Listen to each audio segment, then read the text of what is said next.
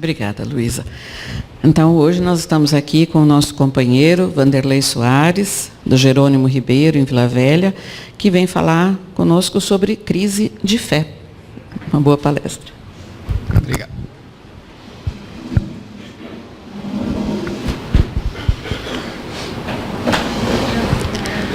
O nosso abraço carinhoso a todas as crianças do irmão Tomé e a todas as crianças do Brasil. Comemoramos ontem o dia delas.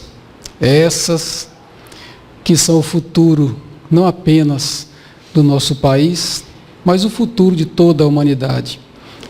É nela que depositamos a nossa confiança, o nosso carinho e a nossa esperança de um mundo melhor. Que Jesus ampare sempre as crianças. Vamos falar hoje aqui, nesses breves momentos que passaremos juntos, sobre crise de fé.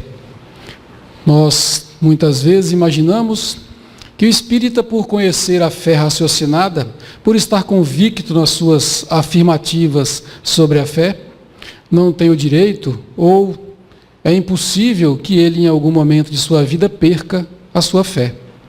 Mas nós espíritas somos pessoas como qualquer outras. E estamos sim sujeitos às vicissitudes que o elemento material que aprisiona o espírito pode nos impor. Por isso vamos falar sobre esse assunto que não deve ser jamais tabu em nenhuma religião, sobretudo a religião de vanguarda que é o Espiritismo. Primeira coisa que precisamos fazer para falarmos de fé é compreender o que é a fé. Seria a fé acreditar na existência de um ser superior? Vamos entender o que significa isso. Acreditar significa dar crédito. Eu acredito em algo ou em alguém quando eu tenho a esperança de fazer algo por aquela pessoa ou por aquilo e receber um retorno, baseado em fatos e dados passados.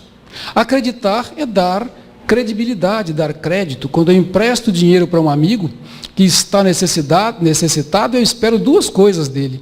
Primeiro, que quando ele puder, ele me pague aquilo que eu emprestei.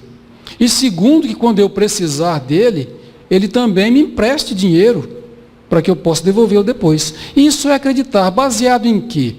Baseado nas convicções que nós adquirimos ao longo da vida. Por exemplo, o fato dele ser uma pessoa de índole boa e ilibada, dele ser um bom pagador. Então eu creio que vai dar tudo certo. Isso é a crença, é quando nós acreditamos.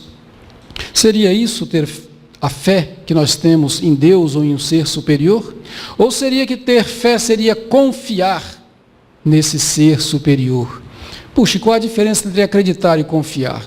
Bem, tecnicamente nenhuma, mas se formos buscar na origem da palavra, nós vamos ver que confiar é muito mais profundo do que acreditar.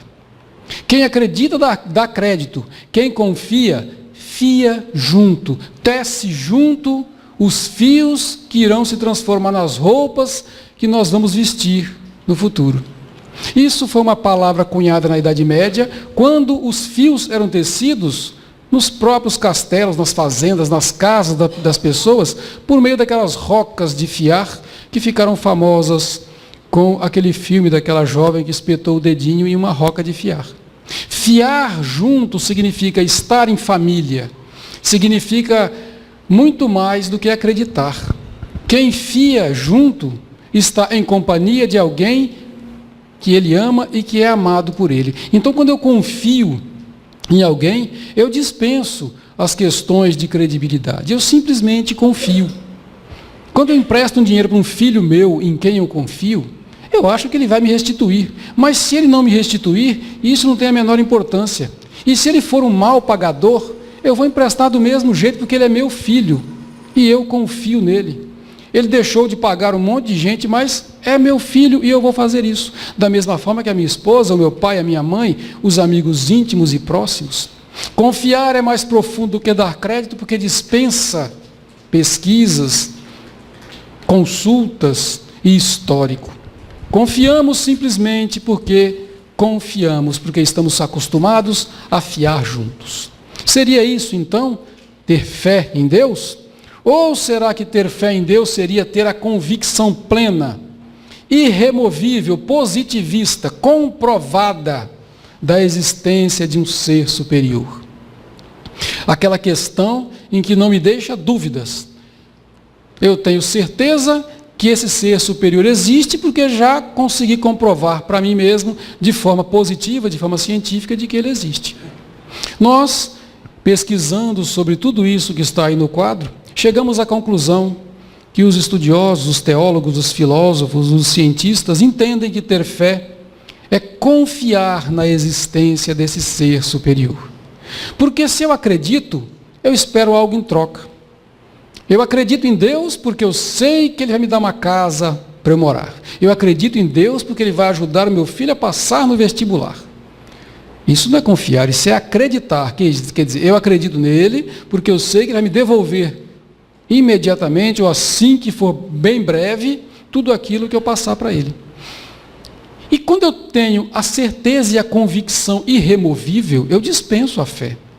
Eu não posso dizer para vocês que eu tenho fé que amanhã cedo o sol vai se levantar no horizonte. Não, eu não tenho fé, eu tenho convicção plena que isso vai acontecer.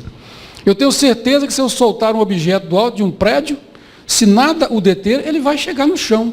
Mas isso não é fé, isso é certeza, é convicção científica, positivista, comprovado pela experimentação e tudo mais. Ter fé é alguma coisa que dispensa as convicções plenas. Nós temos fé simplesmente porque confiamos num ser superior. Porque Ele é nosso Pai, nós somos filhos dEle, e disso se estabelece uma relação de fé, independente de crenças, independente de convicções. Nós, buscando nas definições técnicas de fé, nós vimos lá na Wikipedia, ou Wikipédia, que fé é adesão de forma incondicional. Quem tem fé não impõe condições. Há uma hipótese, ou seja, há algo que não é comprovado. Uma hipótese é algo passivo ainda de comprovação. É a primeira fase da dialética, é aquela coisa que nós despertamos para que ela seja comprovada, mas a hipótese não é comprovada.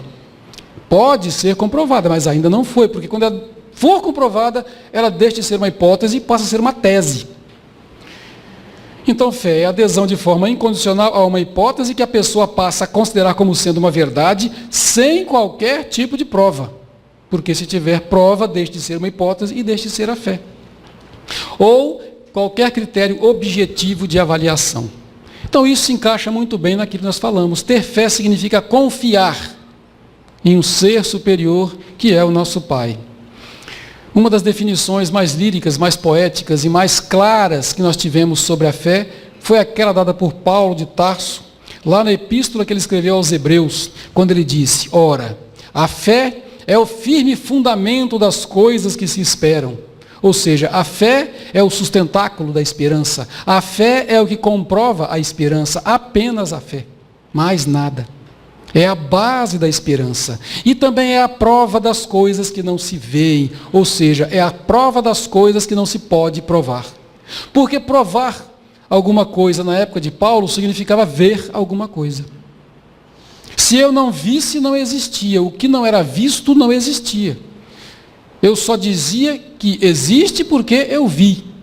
Se eu não tivesse visto, naquela época, significava que não estava provado que existia.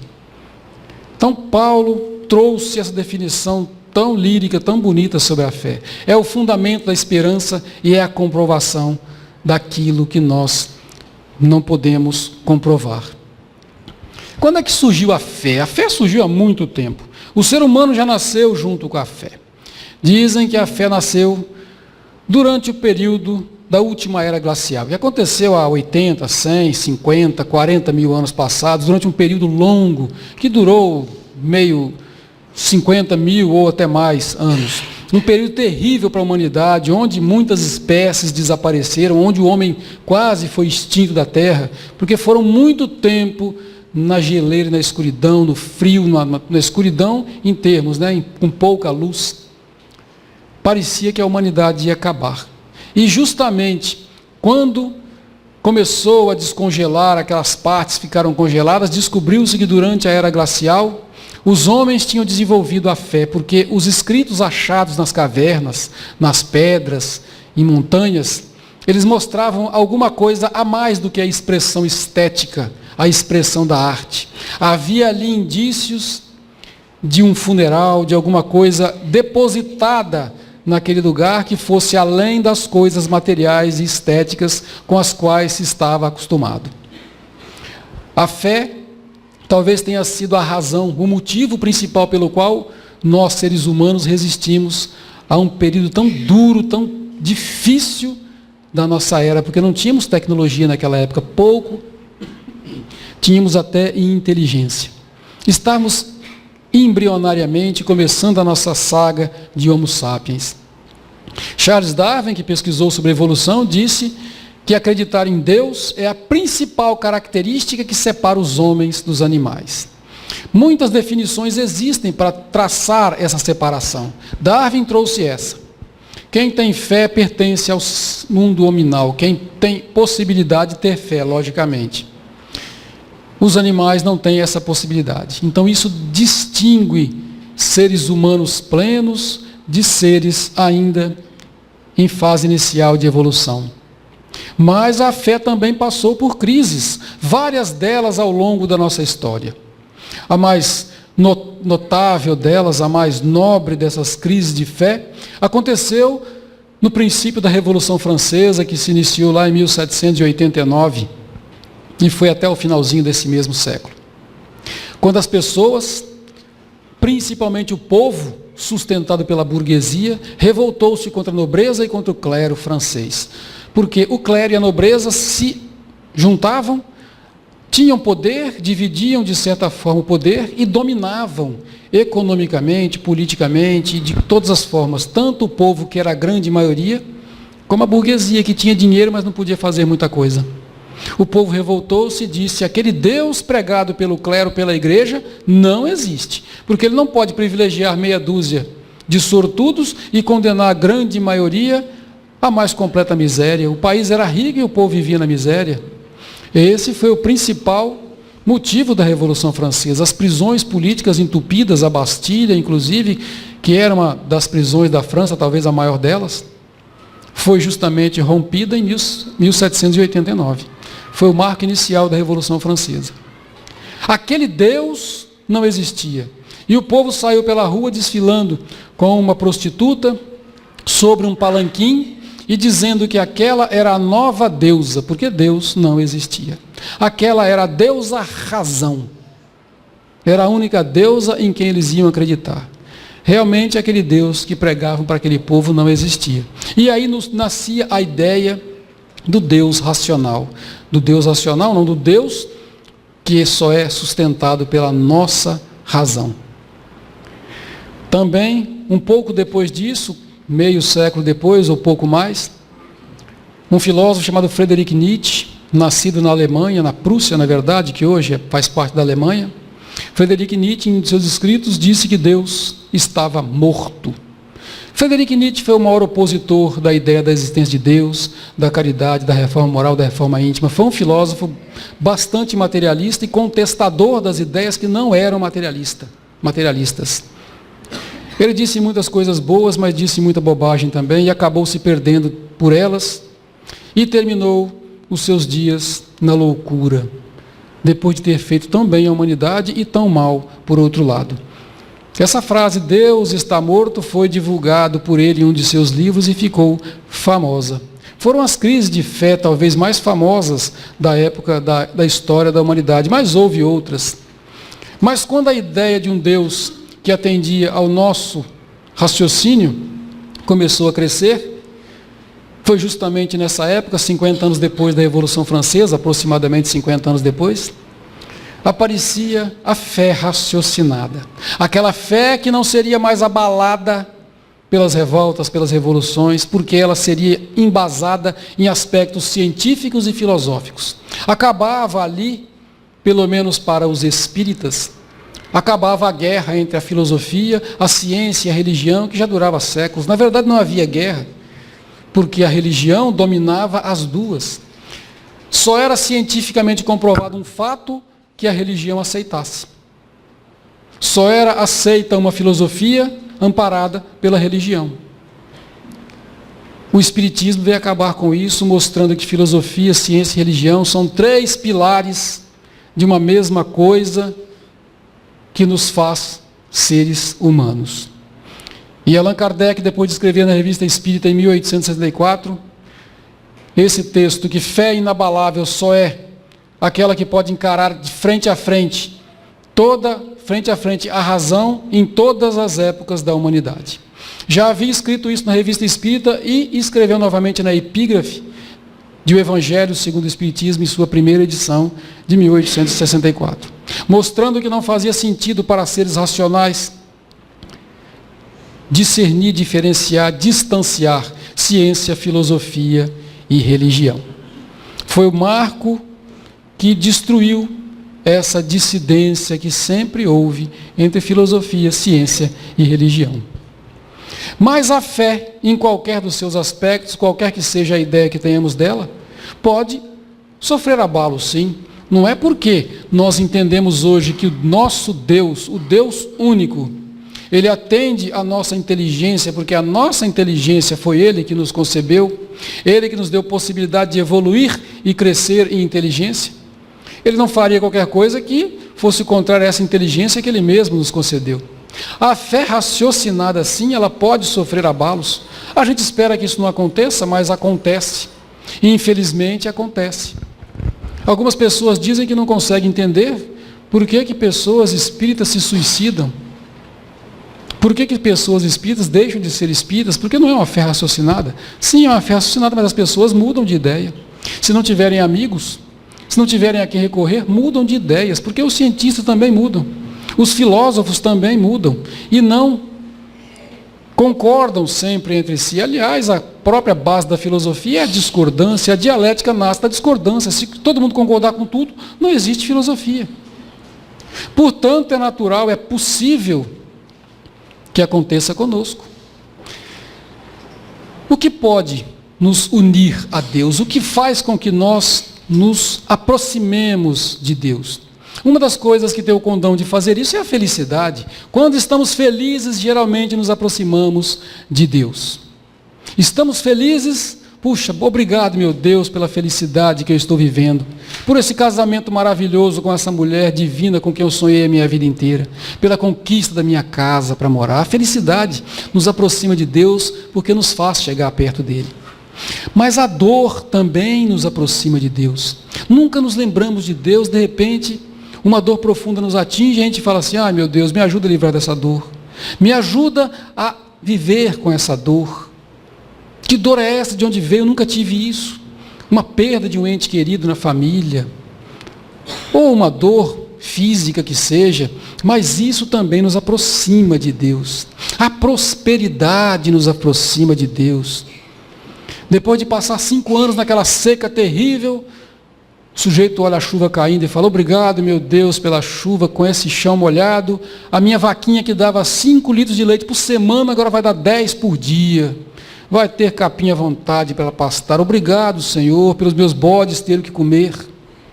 Não precisam mais comer as palmas, é o que acontece muito no Nordeste, na seca.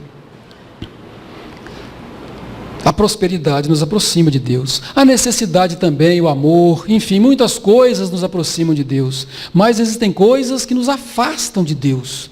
Nos faz ficar um pouco mais longe da divindade, porque nos faz esquecer a bondade dele e a grandiosidade dele. E o que seriam essas coisas? O que é que nos afasta de Deus? São as mesmas coisas. Tudo que nos aproxima de Deus também pode nos afastar dele. A felicidade nos afasta de Deus, estamos numa penúria e oramos o dia inteiro, fazemos preces para que Deus nos forneça alguma coisa para sair daquela penúria. De repente, acertamos o carro da Mega Sena, compramos um iate, vamos rodar o mundo e esquecemos até que Deus existe. E a casa espírita? Minha casa espírita, quando eu voltar, eu volto para lá. Volta nada. Depois de atravessar o mundo num barco, o sujeito vai lembrar de casa espírita? Talvez vai, né? Alguns vão, certamente. Mas alguns não se lembram mais. Porque a felicidade pode nos aproximar e pode nos afastar de Deus. A dor da mesma forma. Venho na casa espírita toda semana, faço meu trabalho, faço palestra, evangelização infantil, um monte de coisa. De repente, eu vou no médico e ele fala, Vanderlei, você está com câncer. Eu falo, o quê? Câncer? O que é isso? Não gosto nem de falar essa palavra porque atrai. Não é possível. Há 30 anos eu não saio da casa espírita, estou lá fazendo tudo que me pedem para fazer, e agora me vem um câncer. Não, Deus não existe. Se ele existisse, não ia permitir isso. Eu não posso passar por um sofrimento, por uma dor dessa, sendo a pessoa boa que eu sou. A prosperidade também, já falamos da ideia de atravessar o mundo no barquinho quando ganhamos a loteria. É desse jeito. Quando estamos na penúria, lembramos de pedir a Deus prosperidade. Quando a prosperidade vem, nós lembramos apenas de gastar o dinheiro. Da mesma forma, a necessidade, o amor próprio. Enfim, o que nos aproxima e o que nos afasta de Deus são quase sempre as mesmas coisas, porque isso depende apenas de nós. Da nossa confiança em Deus, de quanto eu sei que Deus é meu Pai, de quanto eu sei a necessidade que eu tenho de evoluir, de crescer. Para que eu possa evoluir, eu preciso estar rico às vezes, mas para que eu possa evoluir, eu preciso estar na dor, na penúria. Depende de cada um de nós. Cada um precisa de uma ferramenta para construir o ser que ele é. Nada nos afasta nem nos aproxima de Deus. Nada que vem do mundo nos afasta, nem nos aproxima de Deus. Nós é que fazemos isso, nós é que nos aproximamos dele e nos afastamos dele. Porque são poucas as coisas que têm sempre o condão de nos afastar de Deus, mas são coisas que nascem dentro de nós. Como o orgulho, o preconceito, o comodismo, a vaidade, o egoísmo, a indolência, a preguiça, a inveja e tantas coisas mais. Porque são sentimentos que nascem em nós, eles não vêm do mundo. Nós os criamos dentro de nós, nós demos asas e os alimentamos. Por isso eles sempre nos afastam de Deus. Porque a ciência e a religião, elas não têm força nem para nos afastar, nem para nos aproximar de Deus.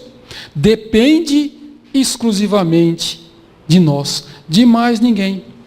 Só depende de nós. A opção é sempre nossa. Algumas pessoas acham que a mediunidade nos aproxima de Deus.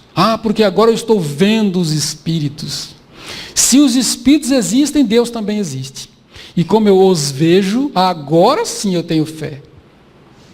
Outros falam, esse negócio de Deus não tem nada a ver. Essa mediunidade só me trouxe problema. Eu não era assim antigamente, agora vivo com humor duplo. É a mediunidade. Eu acho que Deus não existe. Ou seja, é uma coisa neutra, é uma faculdade neutra, como ensinou Kardec. Não é a mediunidade que nos aproxima, nos afasta de Deus, é a nossa fé, é o nosso amor por Ele, é o nosso sentimento de filiação em relação ao Pai Celestial. Precisamos discutir a relação. Gostamos tanto de discutir a relação com a nossa esposa, né? Quer dizer, eu detesto, mas tem gente que gosta. Mas nós precisamos discutir a nossa relação com Deus. Qual é a nossa relação com Deus? É uma relação de interesse? Senhor, me ajude porque eu preciso disso. Conceda-me o benefício daqueles benditos 6 números dos quais eu corro atrás há 20 anos e não consigo acertá-los. Puxa, como minha fé ia aumentar se eu conseguisse esses números, se eu sonhasse com eles. É uma relação de interesse. Provavelmente, eu não tenho fé. O que eu tenho é interesse pessoal, que é o maior indício de inferioridade, segundo os benfeitores disseram para Allan Kardec. Ou pode ser um Deus de barganha também, né? Aquele Deus do toma lá, dá cá. Ou seja, eu faço algo por Deus, mas Deus toma conta de mim. Eu trabalho na casa espírita 3 vezes por semana, mas o Senhor cuida para que eu nunca tenha aquela doença da qual eu não quero nem falar o nome. Ou então o Senhor cuida para que a minha família seja sempre equilibrada, boazinha, que eu não tenha filhos incorrendo no crime ou em outras coisas mais. É uma troca. Interesse. Nada contra as promessas, mas na minha família era um negócio de fazer promessa que era fantástico. Quando eu era católico, tudo era uma promessa. Se o Flamengo vai jogar, fazer uma promessa para o Flamengo ganhar. Não adiantava, mas fazia assim mesmo. Vez em quando adiantava. Se eu vou fazer vestibular, faço uma promessa. E havia pessoas, acreditam que havia pessoas que eram tão cara de pau, eu vou falar sempre que a minha própria vovó fez isso. Elas eram tão cara de pau que elas faziam promessas para os outros pagarem. Olha só, se o meu neto nascer sadio, eu prometo que ele vai ficar 5 anos sem cortar o cabelo. Olha só que tristeza, o moleque ia para a escola com o cabelo aqui nas costas. Ou então fulano vai subir o convento de joelhos. Gente, nada contra as promessas. Quem gostar de fazer, continue fazendo. Mas pelo menos faça para ele próprio pagar e pague. Porque tem gente que dá calote do santo. É um negócio impressionante. Porque depois que eu consegui o que eu queria, não me interessa mais nada. Na minha família era assim. Tudo era promessa. Nada contra a promessa. Vamos falar mais uma vez. É uma instituição da Igreja Católica.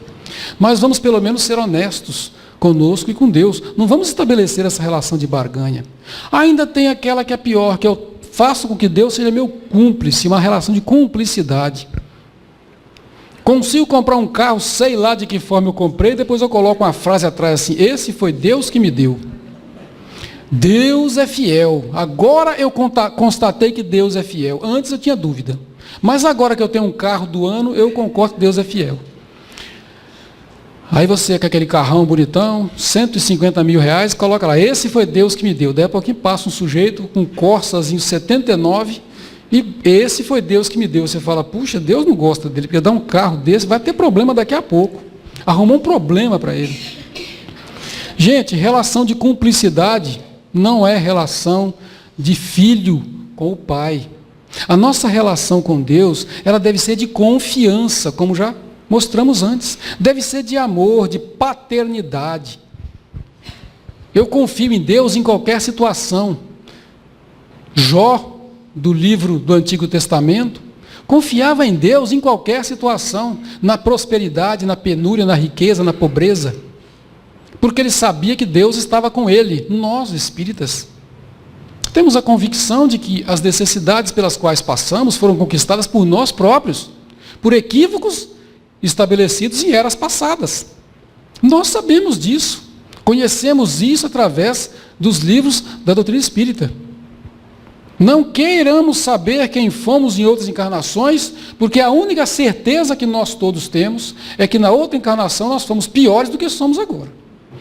Se eu sou enjoado, cascudo, brigão, eu fui pior antes. Não tem jeito de reencarnar melhor. Eu pesquisei um psicólogo e ele me disse que na Idade Média eu era um monge que renunciei a tudo na vida. Não acreditem nisso. Se você podia até ser um monge, mas tomava o vinho do padre escondido, comia o queijo guardado na igreja, matava os bichinhos, fazia tudo errado, tomava, era assim. Porque nem todo monge é santo. Nós nunca fomos melhores do que somos hoje. Essa é a nossa melhor reencarnação. E isso não é uma notícia boa não, tá, gente? Se aprontamos tanto nessa, imaginem. Bem, vamos mudar de assunto. Vamos voltar aqui para a nossa palestra, porque senão vou deixar vocês depressivos. E essa não é a ideia. Nossa relação com Deus é uma relação de amor, uma relação paternal, de filiação. Deus é nosso Pai. O Pai sempre quer o melhor para o seu filho. Mas nós ainda nos deixamos levar pelas crises de fé. Por quê? Ora, porque nós que estudamos a doutrina espírita sabemos que nós somos um espírito encarnado. E essa parte encarnado muda muita coisa. O que é a matéria, segundo os espíritos superiores? A matéria é o laço que prende o espírito. Nós estamos aqui sob o domínio do espírito, mas sobre a prisão da matéria. O espírito não age na matéria. Quem age somos nós, persona, somos nós enquanto corpo físico. Se eu quiser empurrar esse negócio aqui, eu consigo empurrar. Agora, se um espírito desencarnado quiser, ele não consegue sem a ajuda de alguém que está aqui dentro, seja de forma mediúnica ou de forma física. Nós somos regidos por hormônios. Nós temos uma complexidade na nossa mente, no nosso cérebro, que é fantástica. Existe um monte de elementos químicos em nós, reações químicas, que mudam o nosso humor. Muda as nossas reações. É claro que tudo é regido pelo Espírito, e se eu estou num corpo que se aborrece à toa, que qualquer indisposição já desequilibra os meus hormônios, é porque eu trouxe isso de encarnações passadas, porque quem plasmou esse corpo aqui foi eu mesmo enquanto espírito. Fui eu mesmo enquanto espírito. A genética é apenas a manipulação do que o nosso espírito acaba fazendo dela. Existe um determinismo genético, obviamente, mas tudo acontece regido pelo meu espírito. Mas eu ainda estou dependendo do corpo físico. Dependemos muito do corpo físico. Então podemos sim ter crise. O que é uma crise? Uma crise é uma mudança repentina, é uma alteração em alguma coisa que seguia seu curso normal. É uma mudança na tendência das coisas. Puxa, estava tudo indo tão bem, de repente me aconteceu isso. Isso é uma crise. Estava ganhando dinheiro na minha empresa, de repente o preço do não sei o que despencou e a minha empresa quebrou ou entrou em crise. É uma mudança repentina, geralmente para pior, na ordem das coisas. E essa mudança nos afeta, quase sempre. Isso é o que nós chamamos de crise. A crise de fé é semelhante a isso. É essa alteração na confiança em Deus provocada por fatores externos. Porque essa crise, normalmente, ela é sempre desencadeada por fatores exógenos, que vêm de fora para dentro, nascidos fora.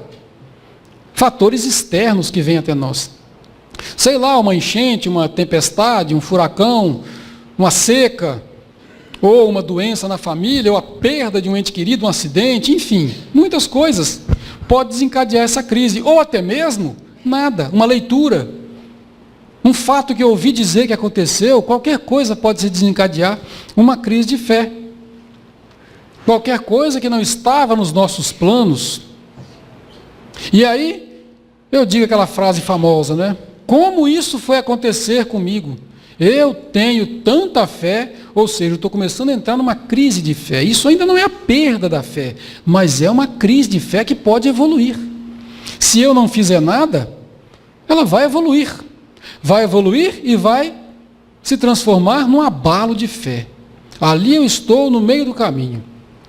Ou eu reajo, ou eu vou realmente perder a minha fé. Se eu não fizer nada, eu vou perder a minha fé. E aí eu falo, já não sei se tenho tanta fé.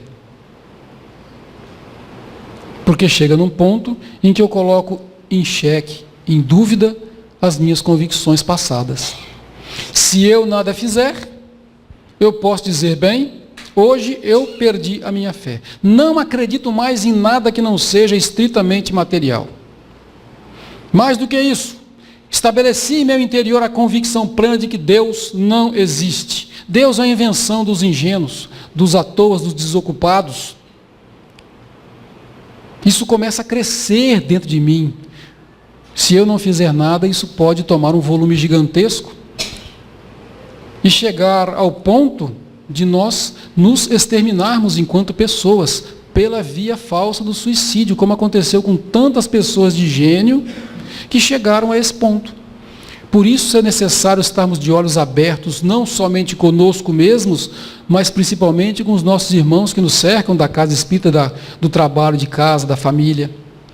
Porque isso pode acontecer. E ainda falamos mais, as religiões foram criadas para a manipulação do povo. Até mesmo algumas verdades, porque as religiões muitas vezes foram criadas para isso mesmo. Mas nem todas elas representam Deus. Nem toda religião representa Deus, pelo menos não representou durante toda a sua existência. Traçamos então uma das frases mais famosas que nós conhecemos: religião é o ópio do povo, Deus não existe. Essa religião foi atribuída ao pensador alemão Karl Marx, mas não foi ele que cunhou essa frase, ele apenas usou ela e popularizou essa frase, porque ele também não concordava com aquela ideia de Deus que era ensinado nas escolas no seu tempo. E aí, perdi a minha fé. Não sei o que fazer porque eu não acredito mais em nada. As orientações que nós sempre passamos é para que as pessoas, nós, todos nós, sem exceção, porque apesar de sermos espíritas convictos, somos seres humanos e estamos encarnados. Somos espíritos em caminho para a evolução. Não somos espíritos puros somente porque somos espíritas. Ninguém evolui porque virou espírita, porque aderiu à doutrina espírita. Ninguém evoluiu 1 centímetro no dia que falou, bem, daqui para diante eu sou espírita. Não mudou nada na vida dele. Se ele não utilizar os conceitos do espiritismo, se ele não praticar o espiritismo, não fizer a reforma íntima, não trabalhar pela caridade, não vai mudar nada. Todos nós estamos sujeitos a isso. A primeira coisa que precisamos fazer, pedir ajuda. Quase tudo o que acontece de ruim em nossas vidas, a saída é pedir ajuda. Vamos pedir ajuda. Pedir ajuda às pessoas que sejam maduras na fé. Aquelas que conhecem um pouco mais de fé do que nós. Quem seriam essas pessoas? Não sei, talvez os dirigentes da casa espírita. As pessoas que trabalham na casa espírita há mais tempo, pessoas em quem eu confie, ou até mesmo alguém da minha família, se eu sou de outra religião, um padre, um pastor, um sacerdote, que podem nos orientar, mas com bastante cuidado, porque tem que ser pessoas que sejam realmente maduras na fé. E nós precisamos ser muito transparentes em nossos questionamentos, dizer por que eu perdi a minha fé, onde é que está a minha dúvida, para que a pessoa possa me ajudar. Devemos nos afastar das atividades religiosas, em qualquer religião, porque a presença na casa religiosa, no trabalho religioso, pode, às vezes, muitas vezes, abalar ainda mais a nossa fé. Então, não sumir do centro espírita ou da sua religião, mas diminuir um pouco a atividade. Procurar participar menos, porque às vezes é o cansaço que está fazendo isso, é o esgotamento físico, o estresse. Outra coisa é contar com o apoio de pessoas que realmente o amem e não o julguem. Porque se eu falar para uma pessoa, olha, eu perdi a minha fé. Mas como assim? Você? Puxa vida, hein? Passou por aí fazendo palestra, falou tão bonito de Jesus, agora fala que perdeu a fé? Como que quem diz assim, você é muito cínico, né? É a visão que algumas pessoas têm, mas não é assim. Nós realmente podemos ter as nossas ideias, sejam quais forem, abaladas. Então não se recebe uma pessoa assim. Recebe essa pessoa com carinho, com amor, com afeto, procurando ajudá-la. Então vamos buscar pessoas que realmente nos amem e que querem nos ajudar. Compreender que Deus jamais vai violar as suas leis, nem o livre-arbítrio, que foi Ele mesmo que nos deu. Se eu pedir para vir nessa vida, reencarnado e passar por essa penúria, Deus vai permitir, porque foi eu que pedi antes de vir para cá. Se eu perdi uma perna no acidente, não adianta pedir que Deus me devolva minha perna, que Ele não vai devolver. Isso é contra as leis, Ele não vai romper as suas leis. Pensar bastante nisso. E ser menos exigentes conosco mesmos. Aceitar que ter dúvida é mais comum do que se imagina. Não vamos acumular dúvidas. Se tivermos em um momento tendo dúvidas sobre o Espiritismo, ou sobre Deus, ou sobre Jesus, sobre qualquer coisa, vamos buscar alguém que pode nos orientar e procurar tirar aquela dúvida, porque dúvida se acumula. Dúvidas se acumulam. Para que ter dúvidas? Vamos perguntar sim para pessoas que são mais maduras na fé do que nós, para pessoas em quem nós confiamos, enfim, para aqueles em quem nós podemos acreditar e confiar. Porque dúvida não é uma coisa boa para se guardar. Nesse mundo, nós e todos os que nos cercam já passaram por muitas crises de fé. Essa passagem do Evangelho é bastante interessante. Jesus, em dado momento, se afasta da presença dos seus discípulos. Nesse ínterim, um homem com um filho obsidiado, possesso por um demônio, como se dizia naquela época, procura os discípulos de Jesus, que não conseguem fazer nada. O menino convulsiona, se joga no chão, grita, faz coisas absurdas, e o pai, em pleno desespero, Jesus chega e vê aquela confusão, porque sempre que Jesus se afastava, quando ele voltava, tinha alguma confusão. E ali estava aquela balbúrdia, e Jesus perguntou: o que está acontecendo? O Senhor voltou-se para o mestre e disse: Senhor, trouxe o meu filho que está endemoniado, faz isso e aquilo, convulsiona e tal, e os seus discípulos não puderam libertá-lo. Jesus então disse aquela frase famosa: ó geração incrédula, até quando estarei convosco? Até quando vos hei de suportar? Suportar no sentido de dar suporte. Não é suportar como nós entendemos hoje. Jesus não falaria isso. Até quando vos hei de dar suporte? Até quando hei de estar junto de vocês, de socorrê-los? Isso que Jesus quis dizer. Voltou-se para aquele pai e disse: o que está acontecendo? O rapaz do Senhor falou que o seu filho estava naquela situação. E depois perguntou a Jesus: mestre, é possível curá-lo?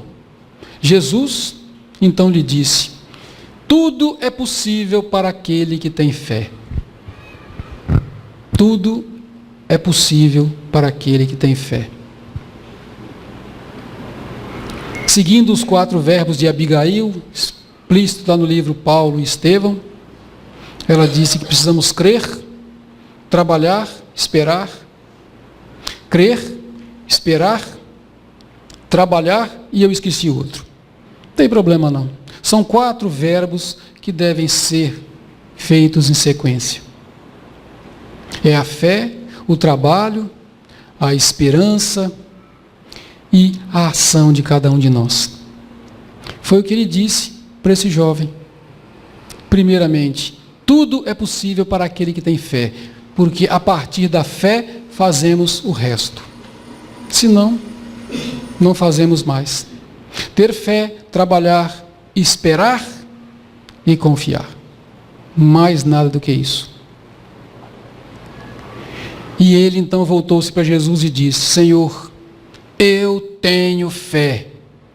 Perdoa a minha incredulidade. Porque naquele momento ele também se confiava descrente de que o seu próprio filho pudesse melhorar. E sem o sustentáculo da fé, as coisas não acontecem. Muitas foram as crises de fé ao longo da humanidade. A mais antiga delas, que nós temos registro, houve anteriores, mas a mais importante é essa, registrada lá no livro da Gênesis. Abraão, o pai da fé. O homem que é o baluarte de 3 das maiores religiões do mundo. Abraão é o patriarca dos católicos, ou seja, o patriarca dos cristãos, o patriarca dos judeus e o patriarca dos muçulmanos. O homem que mais, de forma mais ampla, explicitou a sua fé. Mas antes disso, ele teve uma crise de fé. Deus tinha prometido a Abraão que a sua descendência seria de reis e de povos, que a sua mulher daria à luz a reis e a povos inteiros. Acontece que Abraão era ansioso, como a maioria de nós é. Quando ele estava chegando a uma certa idade, ele falou assim: eu acho que Deus esqueceu de mim. Arranjou uma escrava e arrumou um jeito de ter um filho com ela, para já se garantir. Porque ele não está acreditando muito naquele negócio que Deus ia dar um filho para ele, não.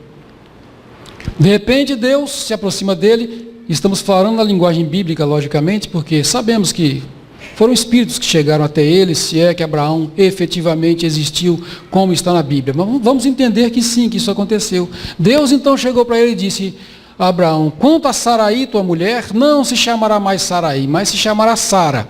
Naquele tempo, Deus tinha o hábito de mudar o nome das pessoas. Já tinha mudado o nome de Abrão para Abraão. E depois mudou o nome de Saraí para Sara.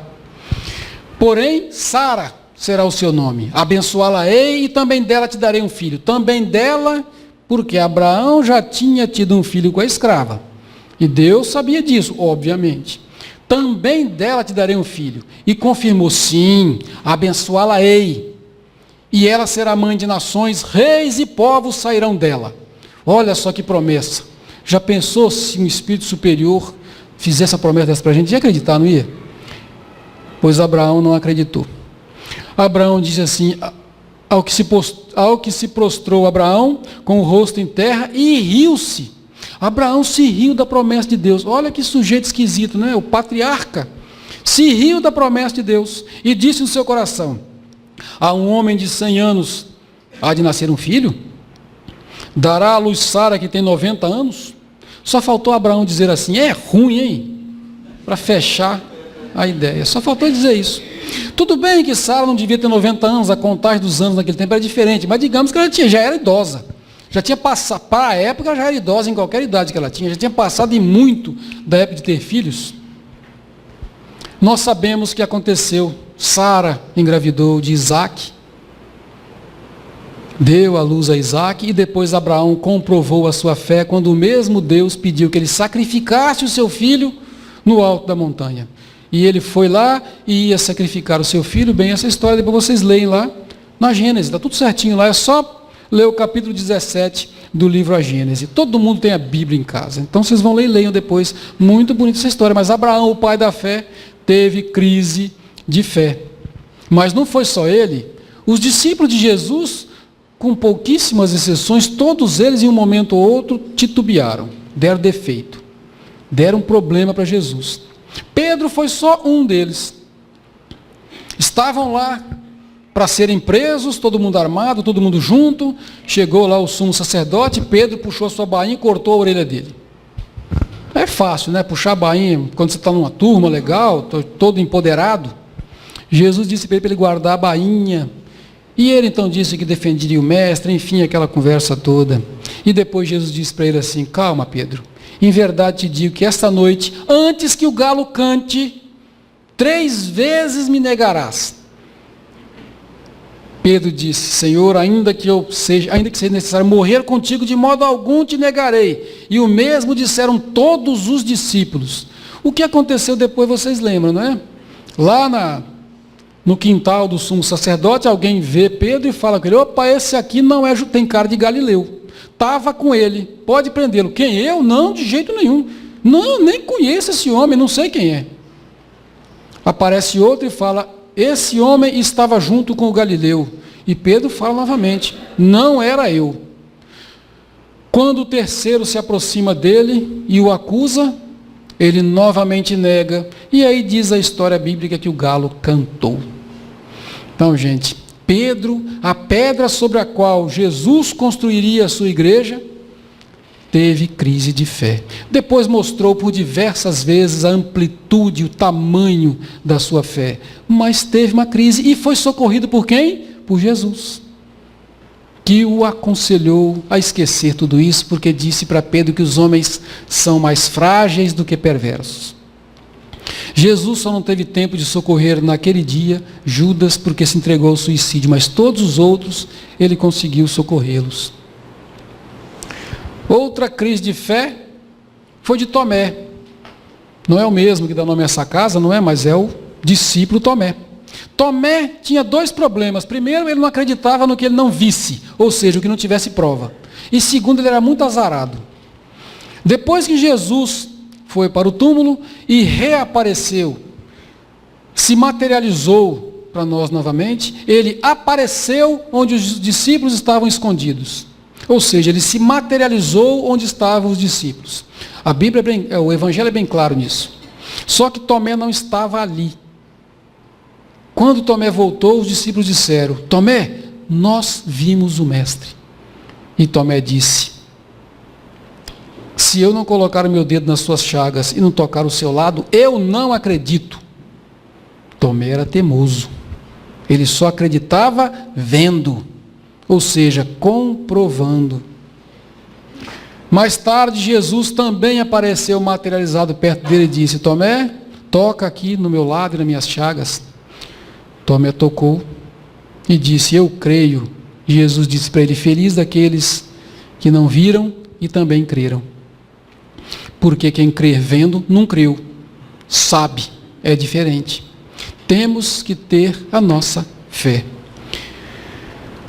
A fé também, a crise de fé também atingiu um dos homens de maior fé que nós temos no Brasil. Vocês conhecem esse homem? Padre Fábio de Mello. O homem que todos os homens gostariam de ser, porque ele é bonitão, rico, famoso. Um homem invejável. É o homem que os homens gostariam de ser e é o homem que as mulheres gostariam de ter. Porque poucas mulheres não se apaixonam pelo semblante, pela postura física desse homem. Um homem que podia ser um milionário, um superastro de qualquer coisa que ele quisesse, mas ele se dedicou à sua fé e faz isso até hoje. Independente das suas razões, o que o move, isso não está para nós. Mas o fato é que ele divulga o Evangelho até hoje. E ele também entrou um dia em crise de fé. Naquela semana, disse ele no seu blog, tive uma descrença absoluta em tudo, não só em Deus, mas nas pessoas, nas instituições, nas situações. Eu cheguei a pensar que não tinha fé, que não tinha onde me agarrar. Eu não enxergava a minha fé, não conseguia ver. Sabem o que ele fez nessa situação? Ele procurou ajuda profissional, procurou a ajuda dos amigos, procurou a ajuda dos seus superiores, daqueles que eram sólidos em sua fé, e está se recuperando. Ainda não está curado, porque essas coisas não se curam. Vive-se a vida inteira preocupados com isso, mas continua cantando e trabalhando e divulgando a sua fé. Porque até mesmo o padre Fábio de Mello teve a sua crise de fé. Parece impossível para um homem como ele. Um sujeito que pediu tudo a Deus e Deus deu a ele tudo o que ele pediu. Como esse homem entra em uma crise de fé? Condenável isso, não é? Não, não é condenável.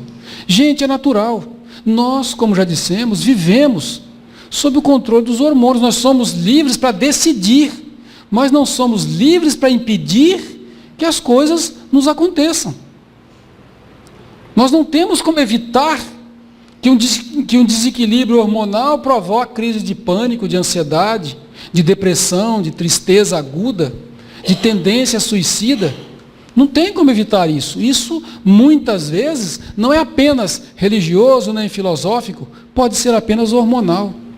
Claro que sempre tem influências obsessivas, sempre tem perseguições espirituais, sempre tem má vontade da gente, um pouquinho que seja, sempre tem outros problemas em volta, mas existe sim o desequilíbrio físico, e nós estamos encarnados, temos que lembrar disso, porque até mesmo a pessoa que talvez maior exemplo tenha dado de fé, que foi Madre Teresa de Calcutá, teve a sua crise de fé.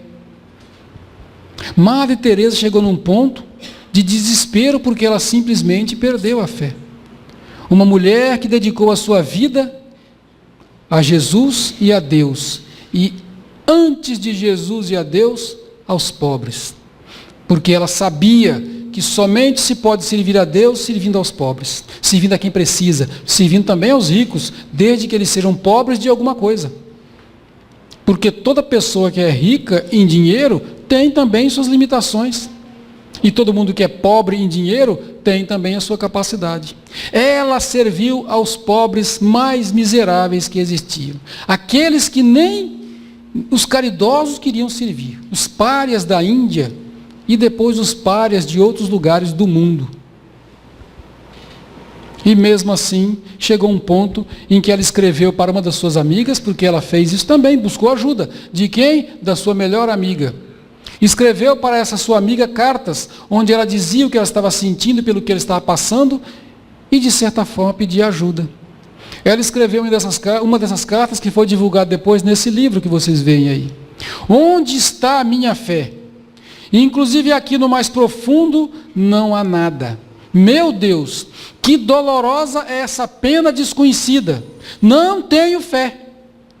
Ela entendia que era um castigo, porque é uma ideia da religião dela, que a perda da sua fé era um castigo pelo qual ela estava passando.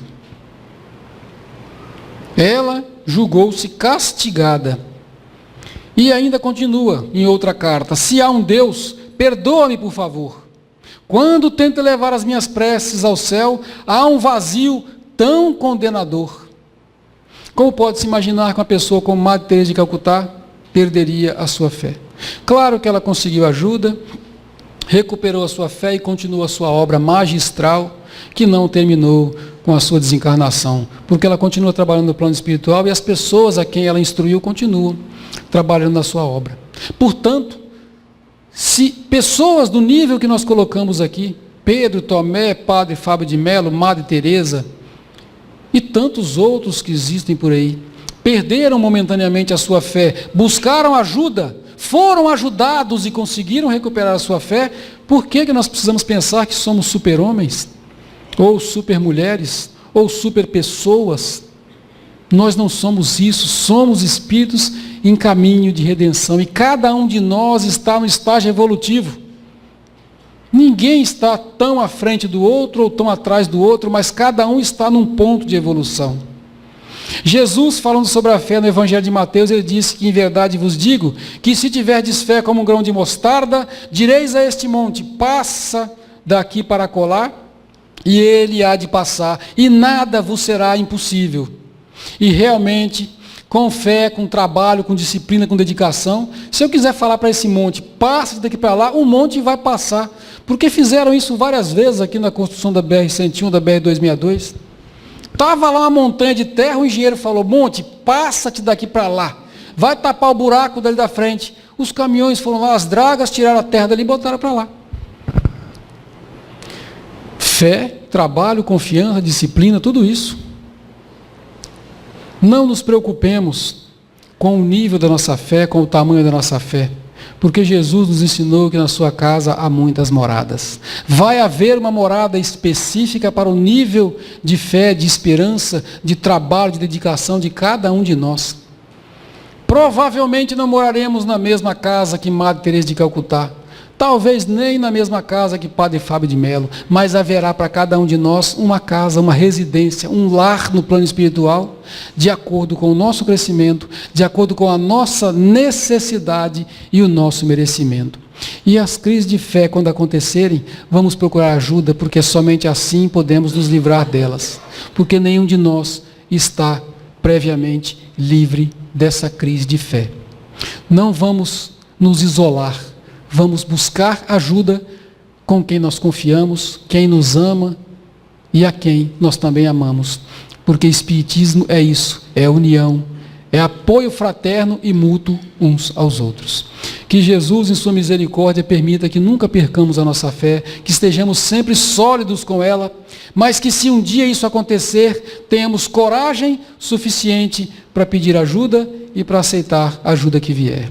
Que Jesus nos ampare, nos abençoe, nos proteja sempre, nos acompanhe e permita que nós continuemos com fé em Deus, trabalhando em seu nome. Muita paz para todos nós, que Jesus nos abençoe sempre.